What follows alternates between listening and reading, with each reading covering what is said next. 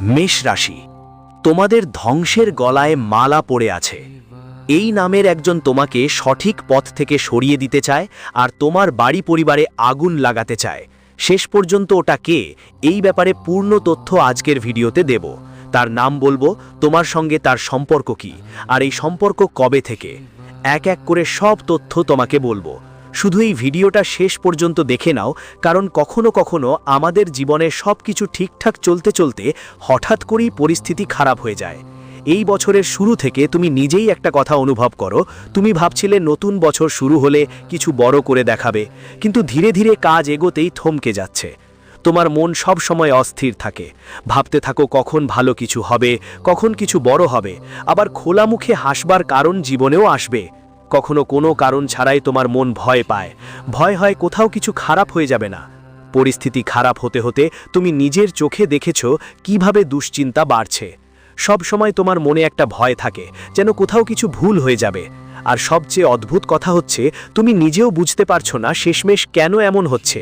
টাকা আস্তে আস্তে কেন হারিয়ে যায়, ওর কোনো নতুন রোগ, পরিবারের কারো অসুস্থতা, আর বারবার জীবনে ওঠানামা কেন হচ্ছে। শেষমেশ এর সমাধান কি? তোমার অনেক জায়গায় এর উপায় খুঁজে দেখেছ, আসল কারণ জানার চেষ্টা করেছ, কিন্তু তোমার হাতে সব জায়গা থেকে হতাশা এসেছে।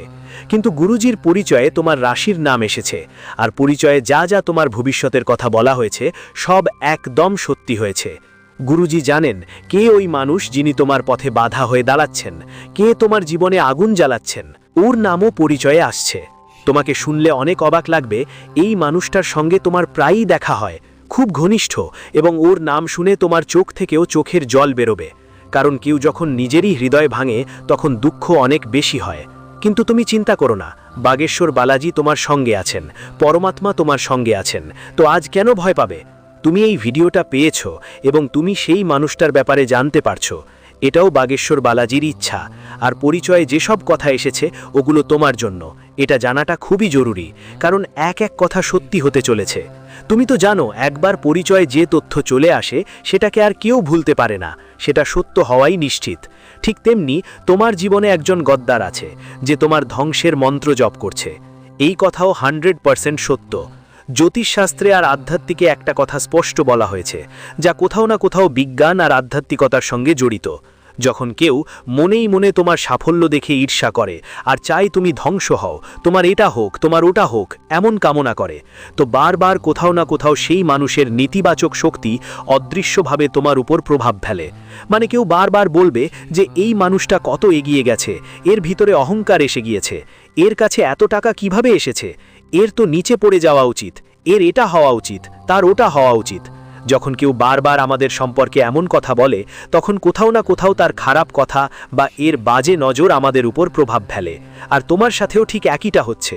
কিন্তু তোমার একটাই কথা হবে, আমরা তো মন্দিরে যাই, আমরা ভগবানের পূজা করি।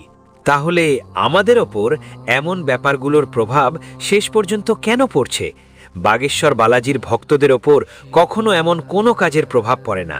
নিশ্চয়ই তুমি কোথাও কোনো ভুল করছো, আর সেই ভুল আজকের ভিডিওতেই তোমাকে বুঝতে হবে। কোথাও না কোথাও কোনো অপবিত্রতা তোমার পুণ্যের ক্ষতি করছে এবং তোমার জীবনে নেতিবাচক শক্তির প্রবেশ ঘটাচ্ছে। যে মানুষ তোমার সামনে হাসে, তোমার সামনে নিজের হওয়ার ভান করে, কিন্তু ভিতরে ভিতরে ধ্বংসের মন্ত্র জপ করছে। আর ঠিক এখান থেকেই তোমার রাহুতে বাধাগুলো সৃষ্টি হচ্ছে। আসলেই এটা কে? এটা কেউ তান্ত্রিক হতে পারে, কেউ পরিচিতও হতে পারে, বা মাঝে মাঝে আমাদের কোনো অভ্যাসের কারণে মজাক মজাক করে কাউকে কিছু বলে দেওয়া, কাউকে অপমান করা, কাউকে ছোট মনে করে তাকে জ্বালিয়ে দেওয়া।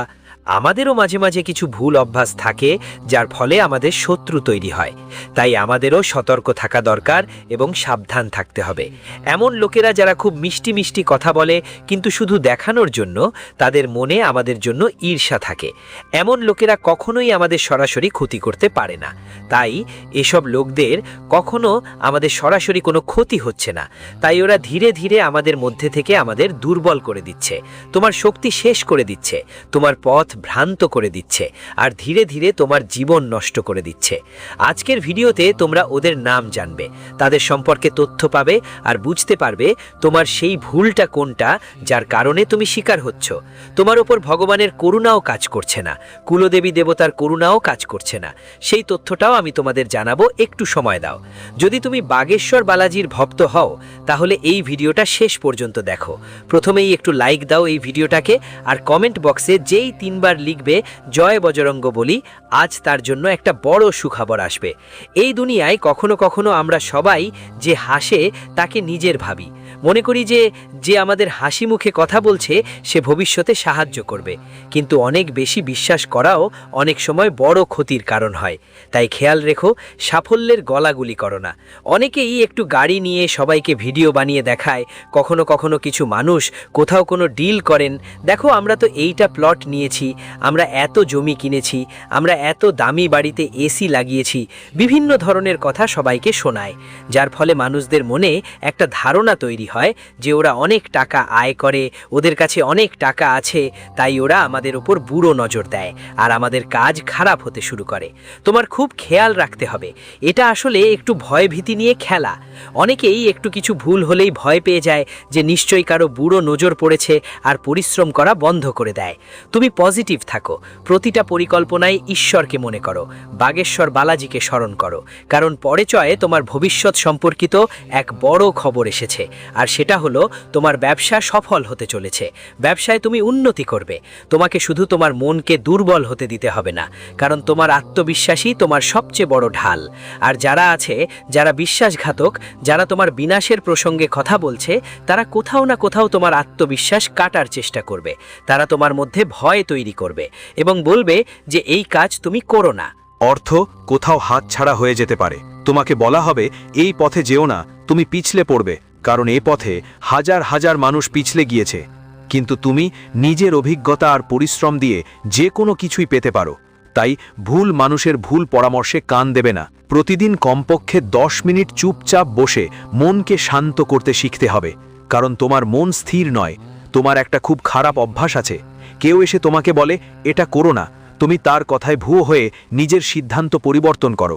কেউ তোমাকে বলে ওই মানুষটা ভালো না, ওর সাথে কথা বলো না, তখন তুমি মানুষের প্রতি সন্দেহ করতে শুরু করো। মানে তোমার মন স্থির থাকে না, তুমি কারো কথায় সহজে ভেঙে পড়ো। নিজের অভিজ্ঞতা আর নিজের ইচ্ছে বিশ্বাস করো না। তাই প্রতিদিন অন্তত 10 মিনিট সময় বের করো, মনকে শান্ত করতে শিখো। চুপচাপ বসো, চাইলে মন্দিরে গিয়ে বসো, চাইলে বাড়ির ছাদের উপর গিয়ে বসো। আর সবচেয়ে বড় কথা, সেই সব মানুষের থেকে দূরে থাকো যারা নেতিবাচক, কারণ নেতিবাচক মানুষ কখনো আমাদের ভালো পরামর্শ দিতে পারে না। তাদের প্রতিটি পরামর্শ ভয়ে ভরা থাকে, যেমন এই কাজটা অনেকেই নষ্ট হয়ে গেছে, তুমি এটা করো না, আমাদের তো ওই জায়গায় যাবার দরকার নেই, ওখানে এই আছে, ওখানে ওটা আছে। এ ধরনের মানুষরা সব সময় নেতিবাচক কথা বলে। তুমি তোমার লক্ষ্যে মনোযোগ দাও। এদের থেকে দূরে থাকার একমাত্র উপায় হলো মনকে স্থির রাখা, নিজের আত্মবিশ্বাসকে শক্তিশালী করা এবং সবসময় এমন মানুষের সাথে থাকা যারা ইতিবাচক, ভালো ভালো কথা বলে, জীবনে কিছু বড় করার কথা বলে। কিন্তু প্রশ্ন হচ্ছে, তুমি একজন ভালো মানুষ যিনি সবসময় সবার জন্য ভালো চান, তোমার উপর বালাজি মহারাজের কৃপাও আছে, এ কারণেই তুমি আজ এই ভিডিওটা দেখতে পারছো। তবুও তোমার ওপর মানুষদের খারাপ নজর বারবার কেন পড়ে? বারবার তারা যা করে সেটা তোমার ওপর কেন এত প্রভাব ফেলে? তার একটা বড় কারণ আমি তোমার সামনে খুলে বলবো। তোমার খুব বড় একটা ভুল আছে, সেটা তোমার সামনে রাখছি, ভালো করে শুনো। কারণ যখন কুলদেবীর দয়া বন্ধ হয়ে যায়, তখন এমন একটা অবস্থা তৈরি হয় যে কেউ আমাদের ওপর কিছু করলেই তার প্রভাব সরাসরি আমাদের ওপর পড়ে। আর যদি তোমার কুলদেবীর দয়া আবার ফিরতে শুরু করে, বুঝে নিও কেউ তোমার কিছুই করতে পারবে না। কুলদেবীর দয়া শেষ পর্যন্ত আমাদের কিভাবে মেলে? আমাদের কিছু ভুল ছেড়ে দিতে হবে। আর প্রথম বড় ভুল হলো, আমরা প্রায় এই দৌড়ঝাঁপের জগতে টাকা উপার্জনের তাড়নায় আমাদের পরিবারের দেবতা আর দেবীকে ভুলে যাই। তোমারও অনেকের মুখ থেকে শুনেছ যে প্রতিটি সমাজের, প্রতিটি পরিবারের নিজস্ব দেবতা আর দেবী থাকে, যাদের কাছে মানুষ প্রায়ই যায়। কিন্তু আজকাল বড় বড় মন্দির আর বড় শহরে এসব জিনিসগুলো অনেকটাই ফিকে হয়ে গেছে। কেউ আর পরিবারের দেবতা বা দেবীর কথা মনে করে না। তোমারও যদি নিজের পরিবারের দেবীর নাম জানা থাকে, তাহলে নিচের কমেন্ট বক্সে জয়কারা দিতে ভুলবেন না। আর যদি না জানো, তাহলে নিজের মন থেকে জোরে জোরে বলো জয় মাতা দি। সবচেয়ে বড় ব্যাপার হলো করুণা কিভাবে থামায় সেটা বোঝা। প্রথমেই হলো তাদের ভুলে যাওয়া উচিত। তোমার কুলদেবীর নাম মনে আছে কিনা সেটা ব্যাপার না, কিন্তু প্রতিদিন তোমার মন্দিরে বসে তাদের স্মরণ করা দরকার। যদি নাম না জানো, অন্তরে অন্তরে একটা কথা বলো যে যাই হোক আমার কুলদেবী, আমি তাদের নমস্কার করছি এবং আশা করি তারা সব সময় আমার সঙ্গে থাকবে। আরেকটা ভুল অনেকেই করে, তারা বাড়ির ভিতরে ননভেজ রান্না করে, মাংস খায়, মদ্যপান করে।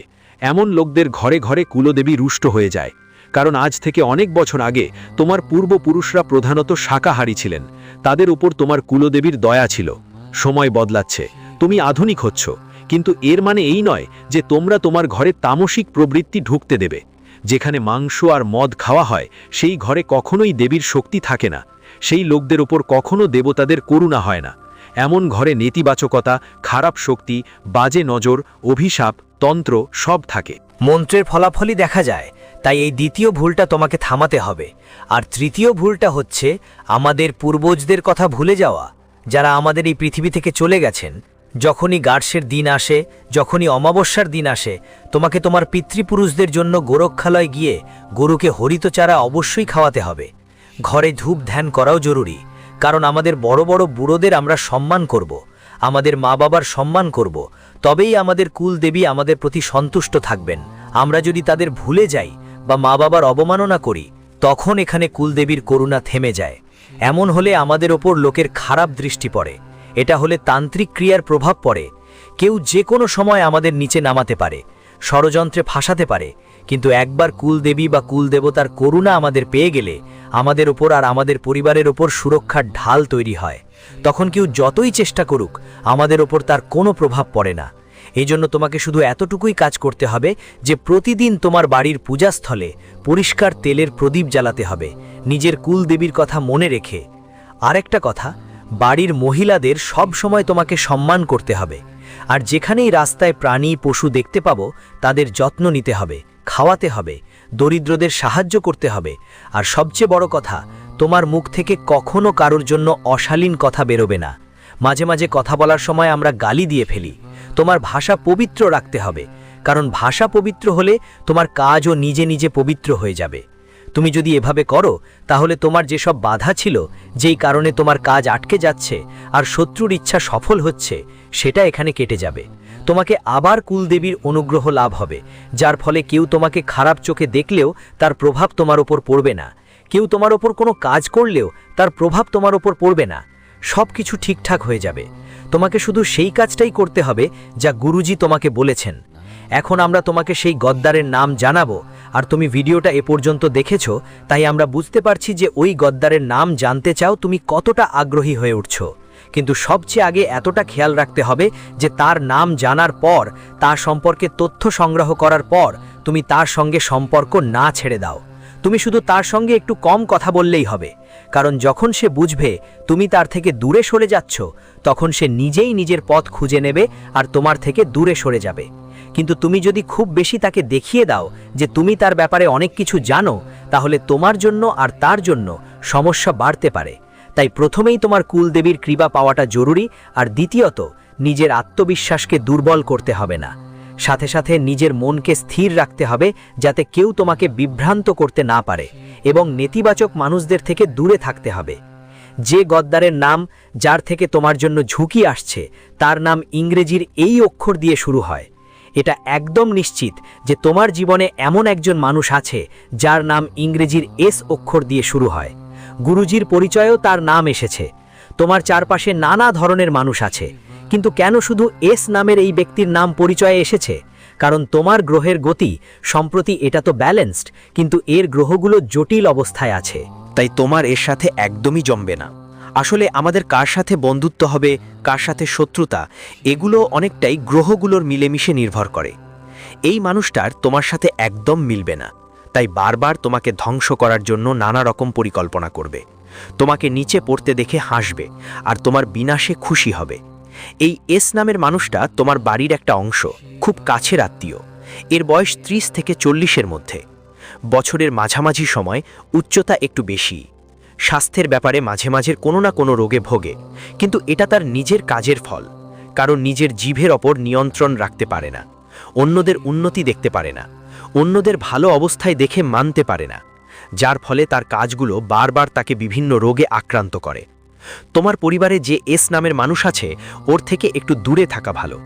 তোমার পরিবারের সবাইকে একটাই কথা স্পষ্ট করে বলো, ওই ব্যক্তির সঙ্গে বেশি কথা বলবো না। যে কথাগুলো তাকে বলবে না, আমাদের কাছে কত টাকা আছে, কত টাকা কোথায় লগ্নি করেছি, এসব এক একটা বিষয় থেকে তাকে দূরে রাখতে হবে, সাবধানে রাখতে হবে। আর এতটাই খেয়াল রাখতে হবে যে যদি সে কখনো তোমাকে কোনো কথা বলে তাহলে বিশ্বাস করবে না। তুমি ভাববে ও তো আমার নিজের মানুষ, আমাকে বলছে, হয়তো আমার ভালো করার চিন্তায় বলছে। কিন্তু এই লোকটা তোমার ভালো করার জন্য নয়, তোমার ধ্বংসের জন্য বলছে। আরেকটা কথা আমি স্পষ্ট করে বলতে চাই, এই মানুষের সম্পর্ক তন্ত্রমন্ত্র কাজ করা তান্ত্রিকদের সঙ্গে, বাবাদের সঙ্গেও জড়িত আছে। ছোটবেলা থেকে আজ পর্যন্ত কখনো কারো মঙ্গল চায়নি। যখনই কেউ এগোয় তখনই এর মন জ্বলে ওঠে। এই মানুষের চিন্তাধারা নেতিবাচক, এই মানুষের ব্যক্তিত্ব খারাপ। এই নামের যে কোনো মানুষ তোমার জীবনে থাকলে তার থেকে একটু দূরত্ব বজায় রেখো। গুরুজির তোমাকে এটাই বলছে, তবে তুমি খেয়াল রাখবে এর সঙ্গে সম্পর্ক ছিন্ন করার দরকার নেই, কারণ সম্পর্ক গড়তে বছর লাগে, ভাঙতে এক মুহূর্ত। কিন্তু এর ফলে জীবনের জন্য সম্পর্ক নষ্ট হয়ে যায়। তুমি এই মানুষের সাথে একটু কম কথা বলো, ধীরে ধীরে তোমার জীবন ঠিক পথে চলে আসবে। ধীরে ধীরে সব কিছু ভালো হয়ে যাবে, আর জীবনে আবার একটা ভালো সময় শুরু হবে। এখন খুব মনোযোগ দিয়ে শুনো যা উপায় গুরুজি তোমাকে বলতে চান। এই উপায়গুলো তোমার জন্য খুবই কাজে আসবে, কারণ জীবনে উপায় করলে আমাদের মধ্যে ইতিবাচক শক্তি আসে। আজ তুমি বড় বড় সমস্যায় কষ্ট পাচ্ছ, কেউ গুরুজি এসে বলবে তুমি এই উপায়টা করো, জীবনটা ঠিক হয়ে যাবে। এখন ওই উপায়টা করার পর তোমার মনটা কতটা ভালো লাগতে শুরু করে, তোমার মনের মধ্যে একটা আশা জাগে যে এখন সব কিছু ঠিক হয়ে যাবে। তো ওই উপায়ের শক্তি দিয়ে হয়তো কিছু ভালো হবে বা না হবে, কিন্তু তোমার ইতিবাচক চিন্তাভাবনা নিশ্চিতভাবেই তোমার জীবনের সব কিছু ভালো করে দেয়। তাই সবাই উপায় খুঁজতে চায়, যেন কেউ তাদের সমস্যার সমাধান বলে দিতে পারে। তাই গুরুজি তোমাদের জন্য উপায় নিয়ে এসেছেন। এই উপায় করলে তোমার জীবনের সব নেতিবাচকতা দূর হয়ে যাবে। যারা নেতিবাচক লোক তারাও চলে যাবে, যারা তোমার জীবনে সমস্যা নিয়ে আসছে। তাই তোমার এর সাথে একদমই জমবে না। আসলে আমাদের কার সাথে বন্ধুত্ব হবে, কার সাথে শত্রুতা, এগুলো অনেকটাই গ্রহগুলোর মিলেমিশে নির্ভর করে। এই মানুষটার তোমার সাথে একদম মিলবে না, তাই বারবার তোমাকে ধ্বংস করার জন্য নানা রকম পরিকল্পনা করবে। তোমাকে নিচে পড়তে দেখে হাসবে আর তোমার বিনাশে খুশি হবে। এই এস নামের মানুষটা তোমার বাড়ির একটা অংশ, খুব কাছের আত্মীয়। এর বয়স 30 থেকে 40-এর মধ্যে। বছরের মাঝামাঝি সময়, উচ্চতা একটু বেশি। স্বাস্থ্যের ব্যাপারে মাঝে মাঝে কোনো না কোনো রোগে ভোগে, কিন্তু এটা তার নিজের কাজের ফল, কারণ নিজের জিভের ওপর নিয়ন্ত্রণ রাখতে পারে না। অন্যদের উন্নতি দেখতে পারে না, অন্যদের ভালো অবস্থায় দেখে মানতে পারে না, যার ফলে তার কাজগুলো বারবার তাকে বিভিন্ন রোগে আক্রান্ত করে। তোমার পরিবারে যে এস নামের মানুষ আছে ওর থেকে একটু দূরে থাকা ভালো। তোমার পরিবারের সবাইকে একটাই কথা স্পষ্ট করে বলো, ওই ব্যক্তির সঙ্গে বেশি কথা বলবো না। যে কথাগুলো তাকে বলবে না, আমাদের কাছে কত টাকা আছে, কত টাকা কোথায় লগ্নি করেছি, এসব এক একটা বিষয় থেকে তাকে দূরে রাখতে হবে, সাবধানে রাখতে হবে। আর এতটাই খেয়াল রাখতে হবে যে যদি সে কখনো তোমাকে কোনো কথা বলে তাহলে বিশ্বাস করবে না। তুমি ভাববে ও তো আমার নিজের মানুষ, আমাকে বলছে, হয়তো আমার ভালো করার চিন্তায় বলছে। কিন্তু এই লোকটা তোমার ভালো করার জন্য নয়, তোমার ধ্বংসের জন্য বলছে। আরেকটা কথা আমি স্পষ্ট করে বলতে চাই, এই মানুষের সম্পর্ক তন্ত্রমন্ত্র কাজ করা তান্ত্রিকদের সঙ্গে, বাবাদের সঙ্গেও জড়িত আছে। ছোটবেলা থেকে আজ পর্যন্ত কখনো কারো মঙ্গল চায়নি। যখনই কেউ এগোয় তখনই এর মন জ্বলে ওঠে। এই মানুষের চিন্তাধারা নেতিবাচক, এই মানুষের ব্যক্তিত্ব খারাপ। এই নামের যে কোনো মানুষ তোমার জীবনে থাকলে তার থেকে একটু দূরত্ব বজায় রেখো। গুরুজির তোমাকে এটাই বলছে, তবে তুমি খেয়াল রাখবে এর সঙ্গে সম্পর্ক ছিন্ন করার দরকার নেই, কারণ সম্পর্ক গড়তে বছর লাগে, ভাঙতে এক মুহূর্ত। কিন্তু এর ফলে জীবনের জন্য সম্পর্ক নষ্ট হয়ে যায়। তুমি এই মানুষের সাথে একটু কম কথা বলো, ধীরে ধীরে তোমার জীবন ঠিক পথে চলে আসবে। ধীরে ধীরে সব কিছু ভালো হয়ে যাবে, আর জীবনে আবার একটা ভালো সময় শুরু হবে। এখন খুব মনোযোগ দিয়ে শুনো যা উপায় গুরুজি তোমাকে বলতে চান। এই উপায়গুলো তোমার জন্য খুবই কাজে আসবে, কারণ জীবনে উপায় করলে আমাদের মধ্যে ইতিবাচক শক্তি আসে। আজ তুমি বড় বড় সমস্যায় কষ্ট পাচ্ছ, কেউ গুরুজি এসে বলবে তুমি এই উপায়টা করো, জীবনটা ঠিক হয়ে যাবে। এখন ওই উপায়টা করার পর তোমার মনটা কতটা ভালো লাগতে শুরু করে, তোমার মনের মধ্যে একটা আশা জাগে যে এখন সব কিছু ঠিক হয়ে যাবে।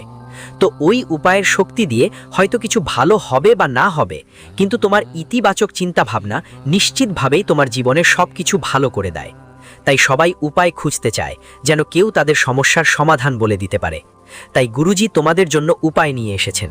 এই উপায় করলে তোমার জীবনের সব নেতিবাচকতা দূর হয়ে যাবে। যারা নেতিবাচক লোক তারাও চলে যাবে, যারা তোমার জীবনে সমস্যা নিয়ে আসছে।